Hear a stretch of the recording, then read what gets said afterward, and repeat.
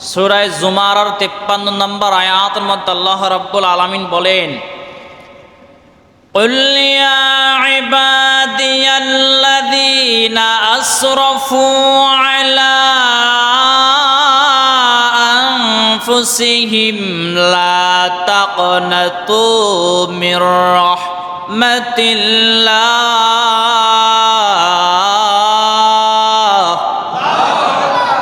إن الله يغفر الذنوب جميعا إن الله يغفر الذنوب جميعا আল্লাহু আকবার। জোরে বলে আল্লাহ বলেন, কুল, ওগো আমার হাবিব আপনি জানিয়ে দেন, ইয়া ইবাদিয়াল্লাযীনা আসরাফু, আল্লাহ বলেন হে আমার বান্দাগণ, তোমরা যারা নিজেদের প্রতি জুলুম করেছো, অন্যায় করেছো, অবিচার করেছো, লা তাকনাতু মির রাহমাতিল্লাহ, তোমরা আমি আল্লাহর কাছ থেকে নৈরাশ হয়ে যেও না। ইন্নাল্লাহা ইয়াগফিরুয যুনুবা জামিআ, বান্দারে তোমরা যত গুনাহ করো না কেন, যত অপরাধ করো না কেন, আমি আল্লাহর কাছে ক্ষমা চাও, আমি আল্লাহ ক্ষমা করে দেব। জোরে বলেন সুবহানাল্লাহ। ঘোষণা দিয়েছেন কে? আল্লাহ। যত গুনাহ করেন না কেন আল্লাহ বলেন লা তাকনাতু মির রাহমাতিল্লাহ, বান্দা তোমরা আমি আল্লাহর কাছ থেকে নৈরাশ হয়ে যেও না, আমি আল্লাহর কাছে ক্ষমা চাও, আমি আল্লাহ ক্ষমা করে দেব। আল্লাহ কেমন দয়ালু, কেমন ক্ষমাশীল। আপনারা অনেকে ইতিহাস জানেন, হযরত ওয়াহশী রাদিয়াল্লাহু তাআলা আনহু নবীজি সাল্লাল্লাহু আলাইহি ওয়াসাল্লামের একজন সাহাবী ছিলেন, যিনি নবীজি সাল্লাল্লাহু আলাইহি ওয়াসাল্লামের আপন চাচা হযরত আমির হামজা রাদিয়াল্লাহু তাআলা আনহুকে শহীদ করেছিল এবং কলিজা বের করে চিবিয়ে চিবিয়ে খেয়েছিল। এই ওয়াহশী মক্কা বিজয়ের পরে মক্কার বেঈমান কাফেররা আতঙ্কিত হয়ে গেল, না জানি মুহাম্মদ সাল্লাল্লাহু আলাইহি ওয়াসাল্লামের উপরে যেইভাবে আমরা অত্যাচার নির্যাতন চালিয়েছিলাম, মুহাম্মদ সাল্লাল্লাহু আলাইহি ওয়াসাল্লাম মনে হয় আমাদের উপরে ওই রকম অত্যাচার করবে, ভয় পেয়ে গেছে। যেমন আগে আওয়ামী লীগ ক্ষমতায় ছিল, তারা যখন ক্ষমতা থেকে সরে গেছে, বিএনপি যখন ক্ষমতায় আসলো, অনেকে মনে মনে চিন্তা করছে এরা ক্ষমতায় বসছে, না জানি আমাদের অবস্থা কি হয়। তদ্রূপভাবে নবীজি সাল্লাল্লাহু আলাইহি ওয়াসাল্লাম মক্কা বিজয়ের পূর্বে যখন মক্কায় ছিলেন, যেইরূপ আবু জাহেল, আবু লাহাব, উতবা সাহেবারা নবীজির উপর অত্যাচার নির্যাতন করেছিল, নবীজি যখন মক্কা বিজয় করলো তখন ওই রকম কাফের বেঈমানরা মনে করেছিল নবীজির উপরে যেভাবে আমরা অত্যাচার করেছিলাম, মনে হয় সেরকমই আমাদের উপর নবীজি অত্যাচার করবে। এটা কাফেররা মনে মনে ভাবতে লাগলো, বলাবলি করতে লাগলো। তো অনেক কাফেররা দলে দলে নবীজির কাছে গিয়ে কালেমা পড়ে মুসলমান হয়ে গেছে। সুবহানাল্লাহ বলে। হযরত ওয়াহশী রাদিয়াল্লাহু তাআলা আনহু চিঠি লিখেছে নবীজির কাছে, সামনে যায় না, চিঠি লিখেছে, চিঠি, যে ইয়া রাসূলুল্লাহ, ইয়া হাবিবাল্লাহ, আমি একটি আয়াতকে বড় ভয় পাই, সূরা ফুরকানের ৬৮ নম্বর আয়াত, এই আয়াতকে বড় আমি ভয় পাই। এই বলে ওই আয়াতখানা লিখে দিয়ে চিঠি পাঠিয়েছে নবীজি সাল্লাল্লাহু আলাইহি ওয়াসাল্লামের কাছে। আয়াতখানা কি ছিল? والذين لا يدعون مع الله إلها آخر ولا يقتلون النفس التي حرم الله إلا بالحق ولا يزنون ওয়ালা ইয়াজুনুনা ওয়া মান ইয়াফআল যালিকা ইয়ালকা আসামা।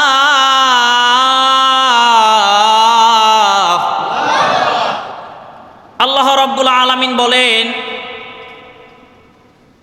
আমি আল্লাহ রাব্বুল আলামিন তাদেরকে শাস্তি দিব, তাদেরকে ক্ষমা করব না যারা আমি আল্লাহর সঙ্গে কাউকে সমকক্ষ করে, অন্য কাউকে ইলাহ হিসাবে ডাকে, এবং ইয়াকতুলুনান নাফসাল্লাতী হারামাল্লাহু ইল্লা বিল হক, অন্যায়ভাবে কাউকে হত্যা করে, জিনা ব্যভিচার করে, আমি আল্লাহ তাদেরকে ক্ষমা করব না। ঘোষণা কার? সূরা ফুরকানের ৬৮ নম্বর আয়াত। এই আয়াতখানা লেখে নবীজি সাল্লাল্লাহু আলাইহি ওয়াসাল্লামের কাছে হযরত ওয়াহশী পাঠিয়ে দিয়েছে যে, ইয়া রাসূলুল্লাহ, আমি আয়াতখানা বড় ভয় পাই। নবীজি সাল্লাল্লাহু আলাইহি ওয়াসাল্লাম বললেন, চিঠি লিখে পাঠিয়ে দিলেন, তুমি যদি কালেমা পড়ে মুসলমান হয়ে যাও আল্লাহ তোমাকে ক্ষমা করে দিবে। আল্লাহ কি করে দিবে? আল্লাহ রাব্বুল আলামিন সূরা ফুরকানের ৭০ নম্বর আয়াত নাজিল করে দিলেন। আল্লাহ রাব্বুল আলামিন বলেন, ইল্লা মান তাবা ওয়া আমানা ওয়া আমিলা আমালান সালিহান ফাউলাইকা ইউবাদদিলুল্লাহু সাইয়্যাতিহিম হাসানাতিন ওয়া কানাল্লাহু গফুরার রহিমা। আল্লাহ রাব্বুল আলামিন সূরা ফুরকানের ৭০ নম্বর আয়াত নাজিল করে জানিয়ে দিলেন যে তারা নয় যারা তাওবা করে, আল্লাহ তাদেরকে শাস্তি দিবেন না, তাদেরকে আল্লাহ ক্ষমা করে দিবেন। কারা? আল্লাহ আবার নিজেই জবাব দিয়ে দিচ্ছেন, তারা নয় যারা তাওবা করে, ঈমান আনে, সৎকর্ম করে, আল্লাহ তাদের পাপ পরিবর্তন করে দিবেন পুণ্যের দ্বারা। জোরে বলেন সুবহানাল্লাহ। কি পরিবর্তন করে দিবেন? পাপ পরিবর্তন করে দিবে পুণ্যের দ্বারা। এই আয়াতে কারিমা যখন আল্লাহ তাআলা নাজিল করে দিলেন, ওয়াহশী আবার চিঠি লিখে পাঠিয়েছে, ইয়া রাসূলুল্লাহ, আমি যে অপরাধ করেছি, আমি যে গুনাহ করেছি, যে অন্যায় করেছি, সেটা হলো আপনার আপন চাচা হযরত আমির হামজা রাদিয়াল্লাহু তাআলা আনহুকে জিহাদের ময়দানে আমি শহীদ করেছি, কলিজা বের করে ফেলেছি, আমি অন্যায়ভাবে হত্যা করেছি। ইয়া রাসূলুল্লাহ, আল্লাহ কি আমাকে ক্ষমা করবে কিনা? আর আমার দ্বারা তো সৎকর্ম করাও সম্ভব না, আল্লাহ কি আমার তাওবা কবুল করবে? আল্লাহ রাব্বুল আলামিন তখন চূড়ান্তভাবে সারা সমস্ত বান্দাদের জন্য একটি আয়াত নাজিল করলেন। সূরা জুমারার ৫৩ নম্বর আয়াত আল্লাহ রাব্বুল আলামিন নাজিল করলেন।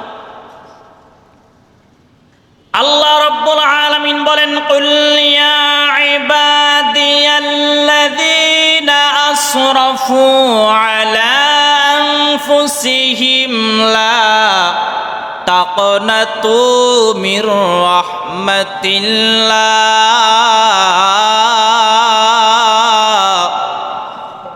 আমার আল্লাহ রাব্বুল আলামিন চূড়ান্তভাবে আয়াতে কারিমা নাজিল করে দিলেন। আল্লাহ বলে, বান্দা, তোমরা যারা অন্যায়ভাবে নিজেদের আত্মার প্রতি জুলুম করেছ, নিজেদের প্রতি অবিচার করেছ, জুলুম করেছ, গুনাহ করতে করতে আসমান জমিন পর্যন্ত করে ফেলেছ রে বান্দা, লা তাকনাতু মির রাহমাতিল্লাহ। এরে বান্দা, তোমরা আমি আল্লাহর দরবার থেকে নৈরাশ হয়ে যেও না। ইন্নাল্লাহা ইয়াগফিরুয যুনুবা জামিআ। বান্দা, আমি আল্লাহর কাছে তোমরা ক্ষমা চাও, আমি আল্লাহ রাব্বুল আলামিন ক্ষমা করে দিব। জোরে বলেন সুবহানাল্লাহ। হযরত ওয়াহশী রাদিয়াল্লাহু তাআলা আনহু যখন এই আয়াত আল্লাহ রাব্বুল আলামিন নাযিল করে দিলেন, হযরত ওয়াহশী রাদিয়াল্লাহু তাআলা আনহু বড় খুশি হয়ে গিয়েছে। আমার নবীজি সাল্লাল্লাহু আলাইহি ওয়াসাল্লাম চিঠি লিখে পাঠিয়ে দিলেন, ওয়াহশী তুমি আমার সামনে আসবা ঠিক আছে, কিন্তু তোমার চেহারা ঢেকে রাখবা রুমাল দিয়া। আমার চোখের সামনে যেমন জানো কখনো তোমার চেহারা না পড়ে। যদি তোমার চেহারা আমার চোখের সামনে পড়ে আমার চাচার কথা মনে পড়ে যাবে, কারণ আমার চাচা আমির হামজাকে আমি বড় ভালোবাসতাম, আমি বড় মহাব্বত করতাম, আমার চাচা আমাকে অনেক বেশি ভালোবাসতো।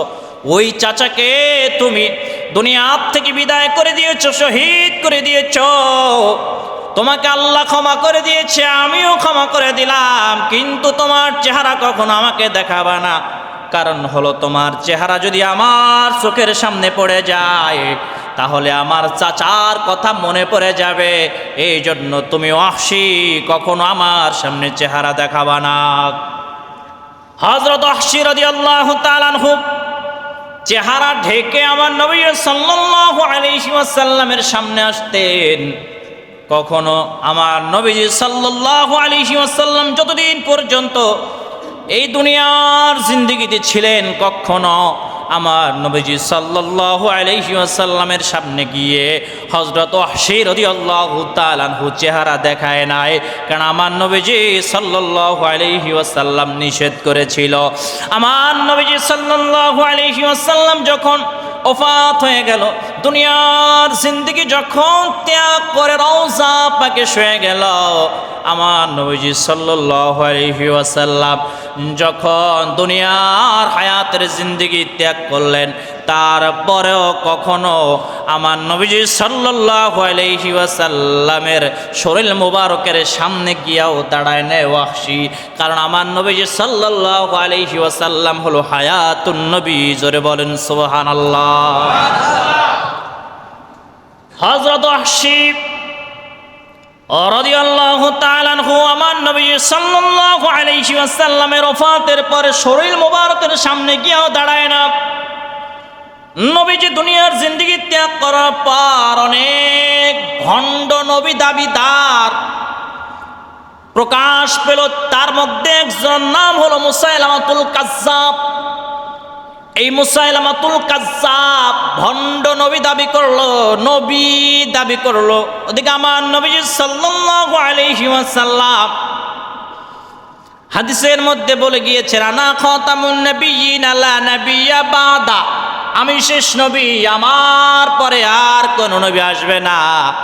আমার আল্লাহ রাব্বুল আলামিন কোরআন মাজিদের মধ্যে জানিয়ে দিয়েছে, মা কানা মুহাম্মাদুন আবা হাদিম মির রিজালিকুম ওয়ালাকিন রাসূলুল্লাহি ওয়া খাতামান নাবিয়্যিন। আমার আল্লাহ রাব্বুল আলামিন কোরআন মাজিদের মধ্যে জানিয়ে দিয়েছে, আমার হাবিবকে কোন পুরুষদের পিতা আমি আল্লাহ বানাই নাই, কোন পুরুষদের পিতা আমি আল্লাহ বানাই নাই। আর আমার হাবিব হলো শেষ নবী, আমার হাবিবের পরে আর কোন নবী দুনিয়ায় আসবে না ঘোষণা দিয়েছেন কে? আরো জোরে বলেন কে? মুসাইলামাতুল কাজ্জাব যখন নবী দাবি করলো, এই হযরত ওয়াহশী রাদিয়াল্লাহু তাআলা আনহু খোলা তলোয়ার নিয়ে বেঈমানদের গ্রুপের মধ্যে ঢুকে গেল। শত শত বাধা অতিক্রম করে এই ভণ্ড নবী দাবিদার মুসাইলামাতুল কাজ্জাবের কল্লাটা আলাদা করে দুনিয়ার থেকে বিদায় করে দিয়েছে। মুসাইলামাতুল কাজ্জাবকে দুনিয়ার থেকে বিদায় করে দিয়েছে। আর হযরত ওয়াহশী চিৎকার মরে বলতেছিল যে, আল্লাহ, এখন যদি নবীজি সাল্লাল্লাহু আলাইহি ওয়াসাল্লাম দুনিয়ার জিন্দেগিতে থাকতো তাহলে আমার এই কাজের দ্বারা নবীজি এত বেশি খুশি হইতো। নবীজি সাল্লাল্লাহু আলাইহি ওয়াসাল্লাম যে আমাকে চেহারা দেখাতে নিষেধ করেছিল, এই নিষেধাজ্ঞা আমার নবীজি আমার উপর খুশি হয়ে নবীজি সাল্লাল্লাহু আলাইহি ওয়াসাল্লাম এই নিষেধাজ্ঞা উঠিয়ে নিত। জোরে বলেন সুবহানাল্লাহ। এই মুসাইলামাতুল কাজ্জাবকে দুনিয়া থেকে বিদায় করে দেওয়ার পর হযরত ওয়াহশী রাদিয়াল্লাহু তাআলা আনহু একদিন রাতের বেলা স্বপ্ন দেখে আমার নবীজি সাল্লাল্লাহু আলাইহি ওয়াসাল্লাম স্বপ্নের মধ্যে হাজির হয়ে গেছে। আর ডেকে বলে, ও ওয়াহশী, তুমি কেন মদিনায় মনোয়ারায় আসো না? তুমি কেন আমার রওজার সামনে আসো না? এর ওয়াহশী, আমি তোমার প্রতি এত বেশি খুশি হয়ে গেছি, এত বেশি খুশি হয়ে গেছি, তোমার উপর থেকে আমি নবীজি নিষেধাজ্ঞা উঠিয়ে নিলাম, তুমি আমার রওজার সামনে এসে দাঁড়াও। জোরে বলেন না সুবহানাল্লাহ। এত অন্যায় করেছে ওয়াহশী, এত অপরাধ করেছিল এই ওয়াহশী, শেষ পর্যন্ত আল্লাহ রাব্বুল আলামিন একটি আয়াত নাজিল করে এই হযরত ওয়াহশী রাদিয়াল্লাহু তাআলা আনহুকে ক্ষমা করে দিয়েছিল। তাহলে আমরাও যদি গুনাহ করতে করতে আসমান জমিন পর্যন্ত করে ফেলি, যখন আমাদের নিজেদের ভুল যখন বুঝতে পারবো, যখন আমরা নিজেদের ভুল ধরতে পারবো যে আমি অনেক গুনাহ করে ফেলেছি, অনেক অন্যায় করে ফেলেছি, অনেক মানুষের প্রতি আমি জুলুম করে ফেলেছি, সাথে সাথে যদি আপনি আল্লাহর কাছে ক্ষমা চান, আল্লাহর কাছে তওবা করেন, আল্লাহ রব্বুল আলামিন ওয়াহশীর মতো আপনাকে আমাকেও ক্ষমা করে দিতে পারে। সুবহানাল্লাহ, জোরে বলেন। কারণ আমার আল্লাহ বলেছে, ওয়া রাহমাতি ওয়াসিআত কুল্লা শাইইন, আমার আল্লাহ রাব্বুল আলামিন বলেছেন, আর আমার রহমত দয়া সব কিছু পরিব্যাপ্ত করে রেখেছি, সব কিছু রহমত দ্বারা ঘিরে রেখেছি। জোরে বলেন সুবহানাল্লাহ। শুধু তাই নয়, 100 ভাগের মাত্র 1%, 1 ভাগ দুনিয়ার সমস্ত শ্রেষ্ঠ মাখলুকাত সবার মধ্যে, সমস্ত প্রাণী জগতের মধ্যে আল্লাহ তাআলা দিয়ে দিয়েছে। তাতেই সন্তানের মায়া মা ভুলতে পারে না, মায়ের মায়া সন্তান ভুলতে পারে না। এত বেশি ভালোবাসা, আত্মীয় আত্মীয়কে ভুলতে পারে না, বন্ধু বন্ধুকে ভুলতে পারে না, স্বামী স্ত্রীকে ভুলতে পারে না। কারণ হলো এত মায়া আল্লাহ দিয়ে দিয়েছে, কিন্তু মাত্র 1%, মাত্র কয় পার্সেন্ট? আর বাকি 99% মায়া ভালোবাসা বান্দার প্রতি আল্লাহর কাছে রয়েছে। জোরে বলেন সুবহানাল্লাহ। কাল কিয়ামতের ময়দানে কঠিন মুসিবতের সময়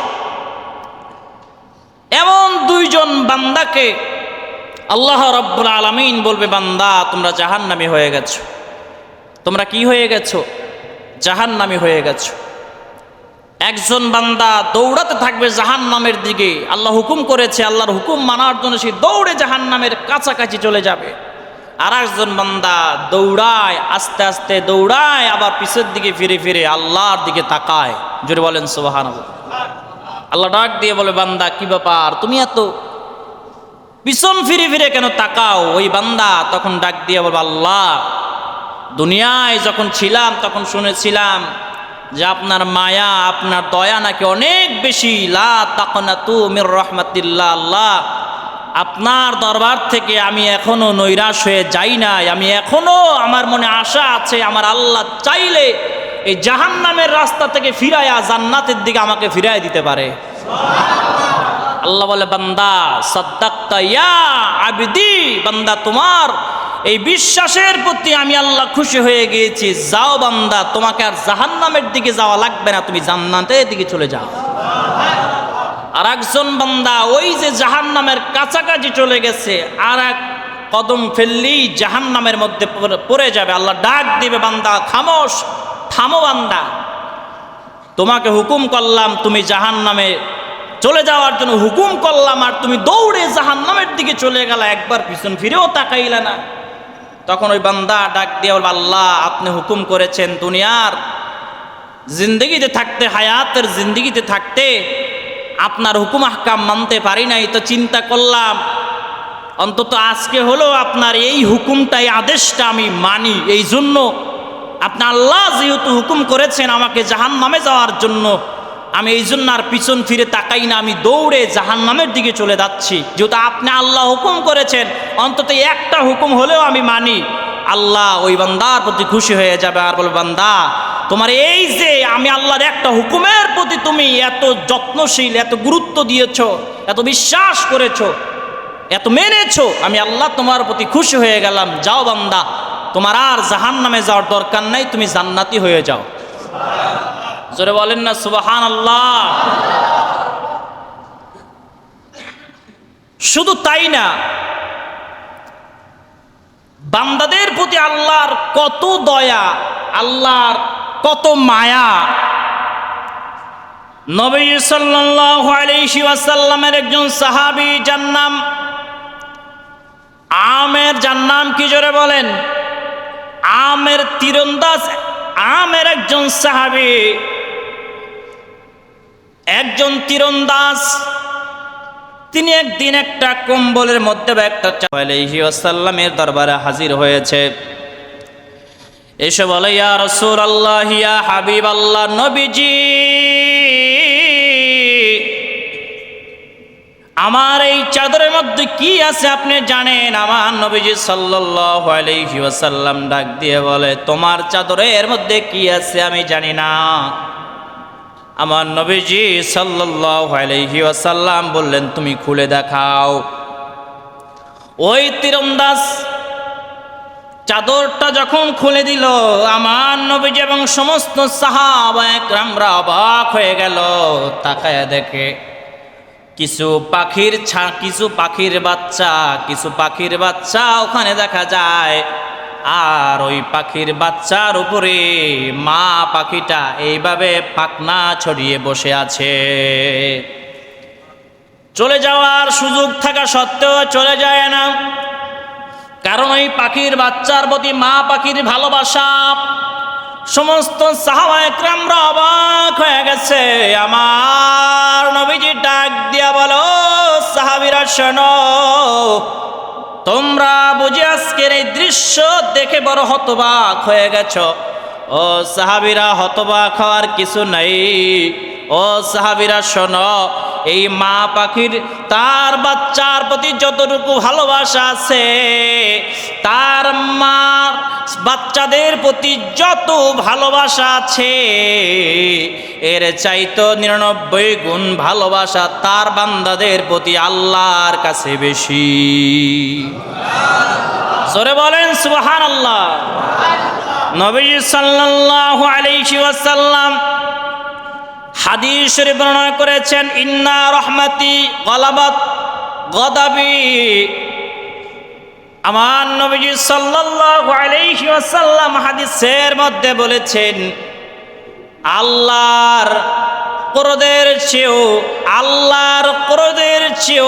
আল্লাহর দয়া বিজয় হয়েছে। মানে হলো আল্লাহর গোসার চাইতে বান্দাদের প্রতি ভালোবাসা বিজয়ী হয়েছে। জোরে বলেন সুবহানাল্লাহ।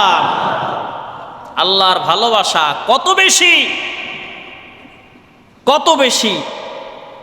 এই যে আমরা যে অক্সিজেন নেই, অক্সিজেন যদি টাকা দিয়ে এই অক্সিজেন কিনা লাগতো, আপনার ভিটা বাড়ি সব বিক্রি করে অক্সিজেন কিনলেও আপনি টাকা পরিশোধ করতে পারতেন না, ঠিক কিনা জোরে বলে? এই যে অক্সিজেন আমরা গ্রহণ করি, এই করোনার সময় দেখেছেন অক্সিজেনের কত দাম আর কত গুরুত্ব। আল্লাহ যদি বলে, বান্দারে তুমি এত গুনাহ করেছো, তোমার অক্সিজেন আমি আল্লাহ 1 ঘন্টার জন্য বন্ধ করে দিলাম, কি অবস্থা হবে ভেবে দেখেন তো, কি অবস্থাটা হবে। এক ঘন্টা যদি আল্লাহ সারা পৃথিবীর অক্সিজেন বন্ধ করে দেয়, পৃথিবীর কয় % মানুষ বেঁচে থাকবে? একবার চিন্তা করে দেখেন, কয় % মানুষ দুনিয়ায় বেঁচে থাকবে?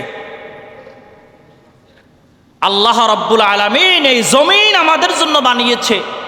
আল্লাহ রাব্বুল আলামিন এই জমিনের নাজ নিয়ামত আমাদের ভোগ করার জন্য আল্লাহ সৃষ্টি করেছে। যা কিছু দেখেন সব কিছু আমাদের জন্য আল্লাহ তাআলা সৃষ্টি করেছে, আমাদের আরাম আয়েশের জন্য আল্লাহ তাআলা বানিয়েছে। এখন আপনি মনে মনে চিন্তা করতে পারেন, তাহলে আল্লাহ যেহেতু সব কিছু আমাদের জন্য বানাইছেন, আল্লাহর সৃষ্টি সব আমাদের জন্য, তাহলে আমি কার? প্রশ্ন আছে না নাই? আল্লাহ আপনাকে বা আপনার জন্য তামাম পৃথিবীর সব সৃষ্টি জগৎ আপনার জন্য বানিয়েছে, আর আল্লাহ আপনাকে বানিয়েছে আল্লাহর জন্য। জোরে বলেন সুবহানাল্লাহ। এই বান্দা কেমনে নাফরমানি করে, এই বান্দা কেমনে নামাজ ছেড়ে দেয়, এই বান্দা কেমনে অন্যের হক মেরে খায়, এই বান্দা কিভাবে জুলুম করে অন্যের উপর, কিভাবে অবিচার করে, কিভাবে আল্লাহর ইবাদত নামাজ রোজা হজ যাকাত ছেড়ে দিয়ে নাস্তিক্যবাদীদের সাথে যোগ দেয়, আমার ভেবে আসে না।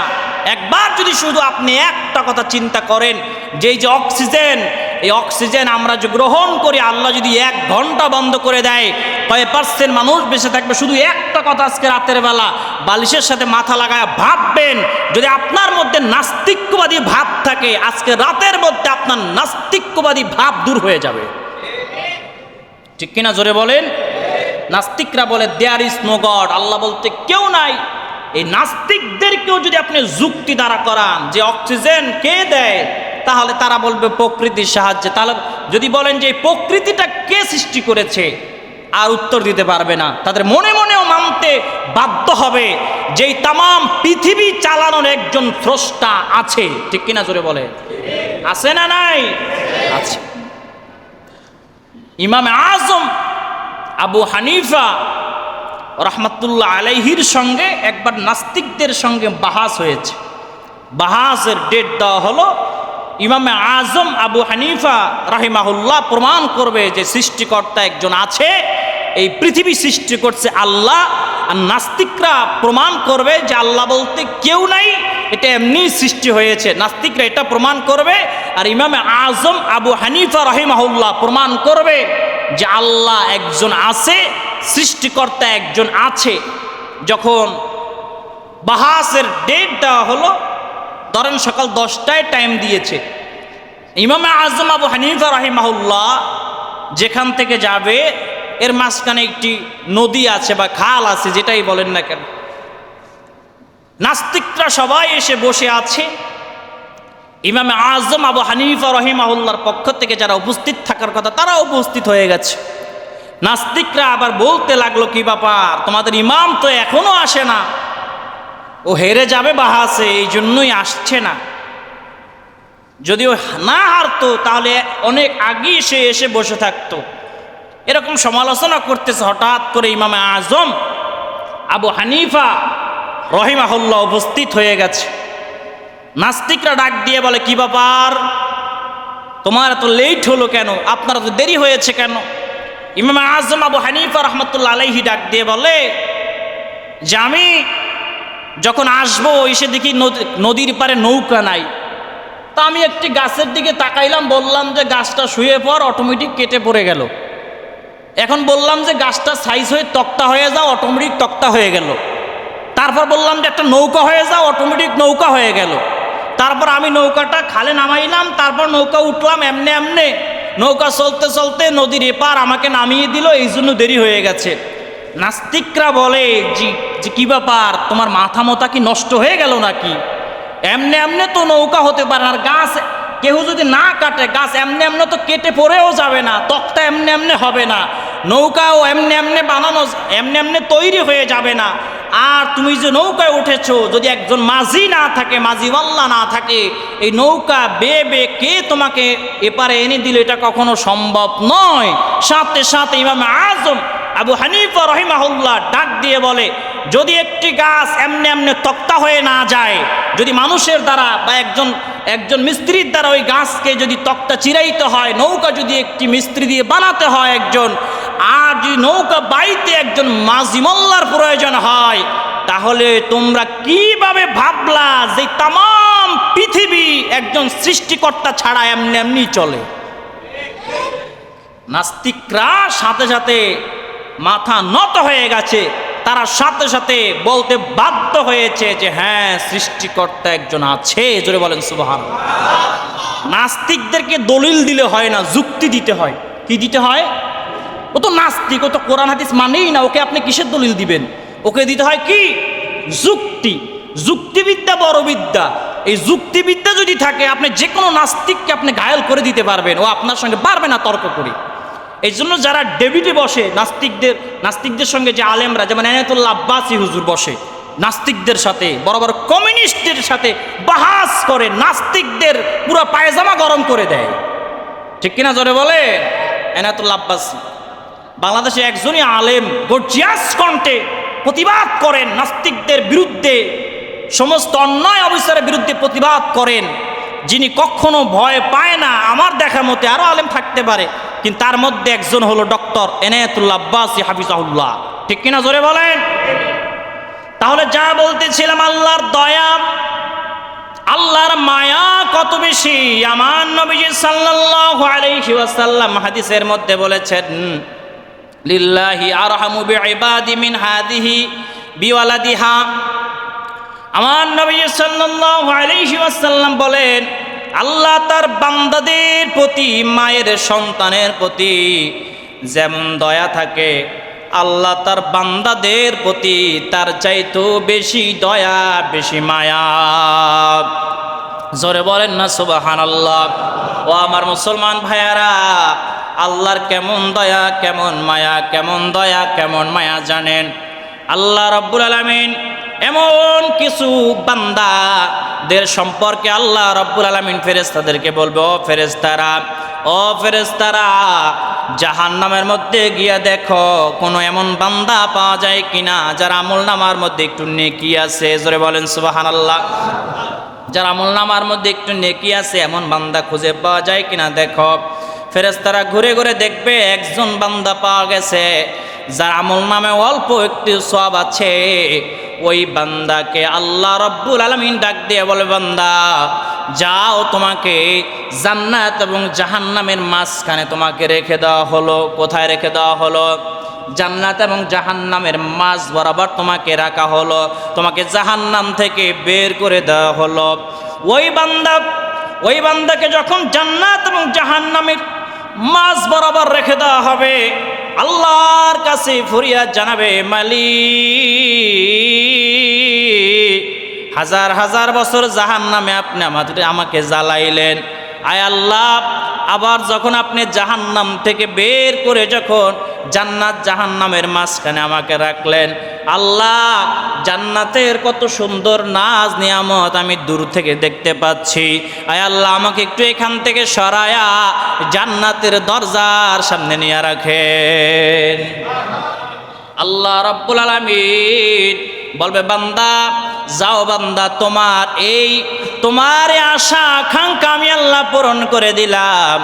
জান্নাত জাহান্নামের মাঝখান থেকে তোমাকে সরায়া জান্নাতের দরজার সামনে নিয়ে তোমাকে রাখলাম। সুবহানাল্লাহ, আরো জোরে বলেন। ওই বান্দা জান্নাতের দরজার সামনে বসে আমার আল্লাহকে ডাক দিবে, মালিক, আয় আল্লাহ, আমাকে যখন জাহান্নাম থেকে বের করে জান্নাত জাহান্নামের মাঝখানে রাখলেন, ওখান থেকে আইনা জান্নাতের দরজার সামনে রাখলেন, আল্লাহর একটা ফরিয়াদ আপনাকে জানাই, আমাকে একটু করে জান্নাতে ঢোকার একটু অনুমতি দেন। জোরে বলেন সুবহানাল্লাহ। একটু জান্নাতে ঢোকার অনুমতি দেন, আমি একটু জান্নাতে ঢুকতে চাই। ঢুইকে মাত্র দেখি আমি আবার দৌড় মেরে বের হয়ে আসবো। আল্লাহ বলবে, বান্দা যাও, বান্দা যাও, এটাও তোমাকে অনুমতি দিলাম, জান্নাতে তোমাকে ঢোকার অনুমতি আমি আল্লাহ দিয়ে দিলাম। ওই বান্দা যখন জান্নাতের মধ্যে যখন প্রবেশ করবে, ওই বান্দা দৌড় মেরে জান্নাতের মাঝখানে চলে যাবে, গিয়া সিজদায় পড়ে আল্লাহর দরবারে কাঁদবে আর বলবে, আল্লাহ, হাজার হাজার বছর আপনি আমাকে জাহান্নামে জ্বালিয়েছেন, আয় আল্লাহ, আপনি যখন শেষ পর্যন্ত আমাকে জান্নাতে ঢোকার অনুমতি দিলেন, আল্লাহ, আমি আর বের হতে চাই না, আপনার দয়ার নজর একটু আমার দিকে রাখেন। আয় আল্লাহ, আপনার দয়া, আপনার মায়া তো অনেক বেশি, আল্লাহ, আপনি আমাকে ক্ষমা করে দেন, জান্নাতে থাকার ব্যবস্থা করে দেন। আমার আল্লাহ বলবে, বান্দারে, তুই যে এরকম করবি এটা আমি আল্লাহ আগে থেকেই জানি। যারে বান্দা যা যা, আমি আল্লাহর দয়ায় তোকে আমি আল্লাহ ক্ষমা করে দিলাম, তুমি এখন থেকে জান্নাতের মধ্যে বসবাস করবা। জোরে বলেন সুবহানাল্লাহ। আল্লাহ তো নিজেই বলেছে লা তাকনাতু মির রাহমাতিল্লাহ, বান্দা তোমরা যত অন্যায় করো না কেন, যত গুনাহ করো না কেন, যখন ভুল বুঝতে পারবা তুমি এটা মনে করো না যে আমি আল্লাহ তোমাকে ক্ষমা করে দিব না, এটা তুমি ভেবো না। তুমি আমার উপর বিশ্বাস রাখো, আমি আল্লাহর কাছে ক্ষমা চাও, আমি আল্লাহ ক্ষমা করে দিব। অনেক মানুষ নষ্ট হয়ে যায়, চিন্তা করে এত গুনাহ করছি, এত অন্যায় করছি, আল্লাহকে ক্ষমা করবে, যাক গুনাহ যখন করছি গুনাহ করতেই থাকে, এটা মনে করে না বান্দা, এটা মনে করা যাবে না। আল্লাহর কাছে ক্ষমা চাইলে আল্লাহ ক্ষমা করে দিবে। সুবহানাল্লাহ বলেন। আল্লাহ তাদেরকে ক্ষমা করেন না, দয়া থেকে তারা বঞ্চিত হয় মোট 4 রকমের ব্যক্তি। কয় রকমের? 4 প্রকার ব্যক্তি আল্লাহর রহমত থেকে বঞ্চিত। আল্লাহ তাদেরকে কখনো আল্লাহর রহমত নাজিল করবে না, তাদের উপর আল্লাহ দয়া দেখাবেন না। কাল কিয়ামতের ময়দানেও আল্লাহ তাদের দিকে ফিরেও তাকাবেন না। এরা কারা? 1 নম্বর যারা আল্লাহকে অবিশ্বাস করে এবং কুফরি করে, যারা শিরিক করে। লা তুশরিক বিল্লাহ ইন্না শিরিকা লাযুলমুন আযীম। আল্লাহ বলে বান্দারে তোমরা শিরিক করো না, নিশ্চয়ই শিরিক হচ্ছে মহা জুলুম। ঘোষণা কার? তাহলে এক প্রকার বান্দাদের প্রতি আল্লাহর দয়া নাই। তারা কারা? যারা আল্লাহকে অবিশ্বাস করে এবং কুফরি করে। 2 নাম্বার হতাশ হওয়া, জীবনের কঠিন মুহূর্তে আল্লাহর ক্ষমা করুণার প্রতি নিরাশ হওয়া কবিরা গুনাহ। কি গুনাহ জোরে বলেন? যত বিপদ আসুক না কেন, লা তাহজান ইন্নাল্লাহা মা'না। মুমিন কখনো হতাশ হতে পারে না। আপনার মুমিন বান্দা যারা, এদের অন্তরে একটা বিশ্বাস থাকবে, ইন্নাল্লাহা মা'না, নিশ্চয়ই আমার আল্লাহ আমার সাথে আছে। জোরে বলেন সুবহানাল্লাহ। তাহলে হতাশ হওয়া যাবে না। যদি আপনি হতাশ হয়ে আল্লাহর প্রতি আস্থা বিশ্বাস উঠিয়ে নেন, তাহলে আপনি জান্নাতে যেতে পারবেন না। কোথায় যেতে পারবেন না? আপনি আল্লাহর দয়া থেকে বঞ্চিত হয়ে যাবেন। 3 নম্বর, সৃষ্টির প্রতি নির্দয় আচরণ। হাদিসে এসেছে যেই ব্যক্তি মানুষের প্রতি দয়া দেখায় না, আল্লাহও তাদের প্রতি দয়া দেখায় না। অনেক মানুষকে অন্যায়ভাবে মেরে ফেলে, হত্যা করে ফেলে। কেন সে হত্যা হয়েছে, কি অপরাধে তাকে হত্যা করা হয়েছে, যে হত্যা করছে সে অনেক সময় ভেবে কুল পায় না। ঠিক কিনা জোরে বলে? এরকম অন্যায়ভাবে যদি কেউ কাউকে হত্যা করে, আল্লাহ তাদেরকে আল্লাহর দয়া থেকে তারা বঞ্চিত হবে, তারা জাহান্নামে যাবে। 4 নাম্বার, অহংকার এবং জুলুম। যারা নিজেদের উপর অবিচার করে, অন্যের হক নষ্ট করে, অহংকার করে, কারো প্রতি জুলুম করে, এরা কখনো আল্লাহর দয়া প্রাপ্ত হবে না। এরা আল্লাহর দয়া থেকে বঞ্চিত। এরা আল্লাহর দয়া থেকে কি? বঞ্চিত। এই জন্য অহংকার করা যাবে না। অহংকার হলো আল্লাহর চাদর। অহংকার আল্লাহর চাদর ধরে যদি আপনি টান দেন, তখন আল্লাহ আপনাকে আল্লাহর রহমত থেকে বঞ্চিত করে দিবে। এবং যদি আপনি অহংকার করেন, কয়লা যেমন আগুন যেমন লাকড়িকে পুরায়া কয়লা বানিয়ে দেয়, অহংকার হিংসা আপনার আমল পুড়িয়ে ওই রকম কয়লা বানিয়ে দিবে। কি বানিয়ে দিবে? কয়লা বানিয়ে দিবে। এই জন্য অহংকার করা যাবে না। আমরা অহংকার থেকে মুক্ত থাকবো। আল্লাহ আমাদেরকে অহংকার থেকে হেফাজত করুক, আমিন বলেন। আল্লাহর দয়া পাওয়ার জন্য আমরা সব সময় এই চারটি কাজ এড়িয়ে চলবো। আল্লাহ আমাদের তৌফিক দান করুক, আমিন।